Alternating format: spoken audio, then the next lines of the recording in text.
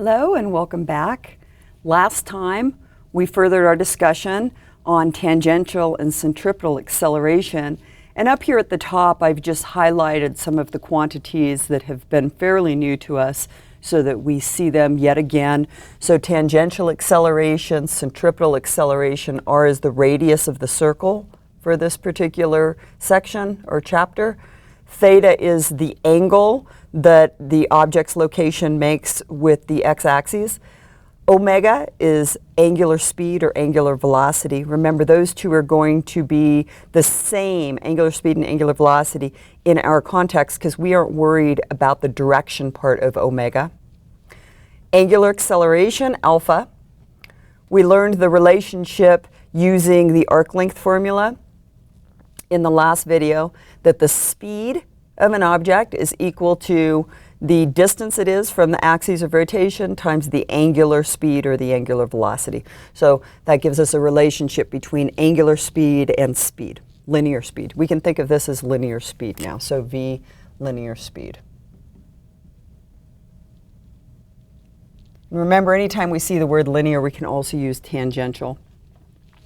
Okay, so recall that tangential accelerations change in speed over change in time. If I looked at the magnitude part of the tangential acceleration, delta v over delta t, I can write that in terms of our angular quantities, the relationship between v and omega. So this is delta v, but v is r omega over delta t. Pulling out the r, assuming the r remains constant, and for this level of physics, that's all we're going to worry about, is r remaining constant. R can come out from underneath the delta sign, and then we have delta omega over delta t, and that is our definition of alpha. So we see here then that the tangential acceleration can be related to the angular acceleration through the radius or the distance from the axis of rotation that the object is moving through. So tangential acceleration r alpha. Centripetal acceleration v squared over r points into the center of the circle. The magnitude part of the centripetal acceleration is v squared over r. Substituting in for v as r omega, this gives us r omega, the whole quantity squared over r. And when I square everything in the parentheses, one factor of the r squared in the numerator will cancel the r in the denominator, and we'll end up with r omega squared. So we can relate the centripetal acceleration to our new angular quantities as r omega squared. So that defines all of the quantities that we'll need to be able to logically describe motion in the circular realm.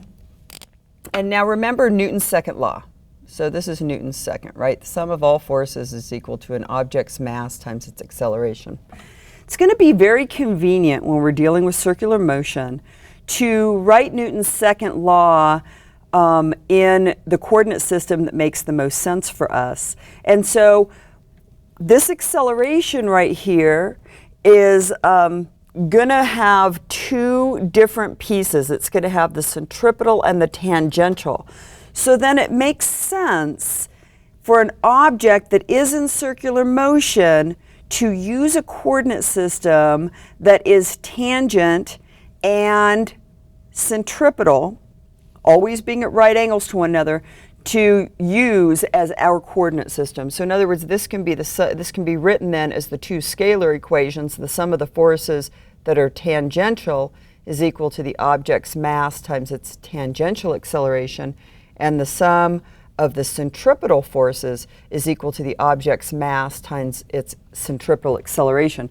So when we have forces acting on an object and it is moving in circular motion, then what we will do is choose a coordinate system at the location that we're interested in the particle's forces at, and we will then divide those two, we will divide the tangential and centripetal as the coordinate system. So for example, let's say we have an object that is moving in circular motion in this sense right here.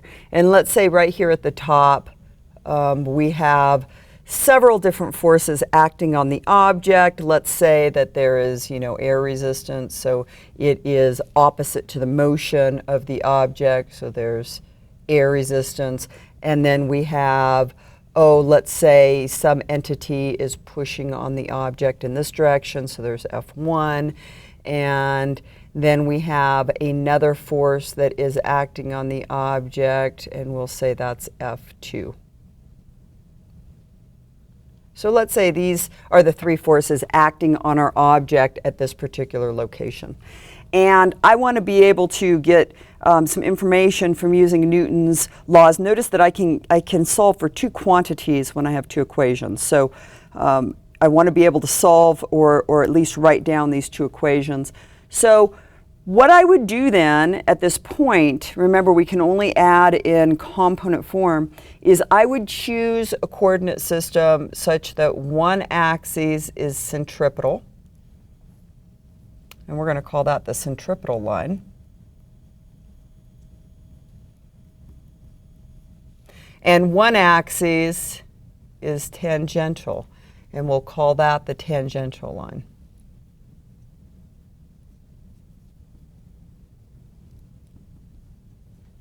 So that's going to be our coordinate system.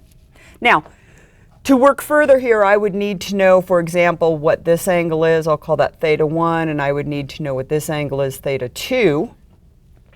And then I could take these forces, and I'm just going to take the forces and pull them out, and you can see that we would have FA along this direction. We would have the piece of F2 that is along this axis is going to be F2 times the sine of theta 2. So this is going to be F2 sine of theta 2. And then we're going to have a piece of F2 that's along this axis as well, and that's going to be the cosine of theta 2. So this is going to be F2 cosine of theta 2. Now we need to break F1 up. F1 would have a piece along the centripetal line into the center of the circle, and that's going to be the sine of theta 1. So this is going to be F1 sine of theta 1. And then it's going to have a piece that's going to lie along the tangential line in this direction, and that piece is going to be the cosine theta 1. So F1 cos theta 1. So this would be my resolved component form coordinate system. So again, that's the centripetal line. And this is the tangential line. Now remember, when you get all of your forces along a line, you need to decide which direction you call positive and what direction you call negative. I will always call into the center of the circle positive, and you should too. And why is that?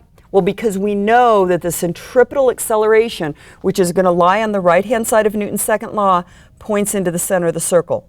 So when we fill in our forces, if we call into the center of the circle positive, then the centripetal acceleration will get a positive sign. In other words, we don't have to insert a negative sign for the centripetal acceleration on the right-hand side.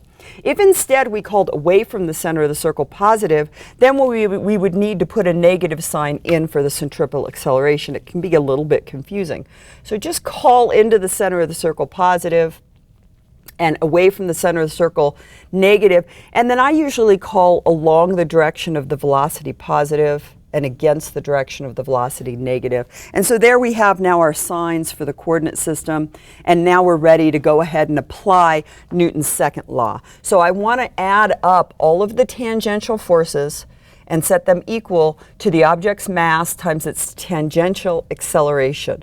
So the first equation, sum all the forces tangential, set that equal to the mass times the tangential acceleration. So what forces do I have on the tangential axes? Well, I've got 1, 2, 3. One of them is pointing in the positive direction, and two of them are pointing in the negative direction. So the sum then is going to be F1 cosine theta 1 minus FA minus F2 cosine theta 2, and that's going to be equal to the mass times the tangential acceleration. So there is one of our equations that we've extracted by applying Newton's second law to the object at this position. The second one's going to come, of course, from summing all the forces along the centripetal axes and setting that equal to the object's mass times its centripetal acceleration. So here's my centripetal axes. I have 1, 2 forces, both of them pointing in the positive direction. So my sum then is going to be F2 sine of theta 2 plus F1 sine theta 1. This is the sum of all forces on my centripetal axis, so that's going to be equal to the object's mass times its centripetal acceleration. So these two equations right here now allow me to solve for two unknowns. So for example, if I knew F1 and F2 and I want to solve for FA, I would be able to do this if of course I knew the accelerations and the object's masses. So this gives you an idea. Next time we'll actually take a problem from the textbook and we'll apply all of these concepts to that problem. So we'll see you next time.